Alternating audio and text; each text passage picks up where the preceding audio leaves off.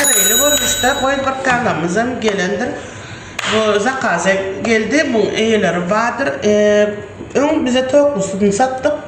İndemine bataryayla görmüşleri. Şey deyip, hazır bataryayla koyup işe güzeyle. Yine dakıldı şu adına akım ne atırayım. Hani işet kör kızım.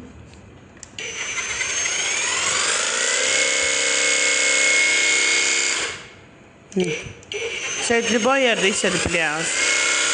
Ön kulemi soğuklu geliyordu. Bunlarını şuraya alıp bataryaya akümülatörü zaryada koyanım.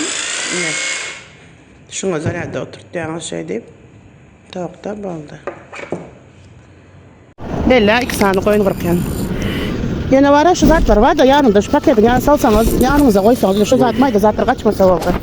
6 saniye neme var dişleri var. Dasım var şurası mı? Ne yapıyorsun? O zaten oldu. Açın. Ne oldu? Ters kaka. Alın da ben nesi yetsin.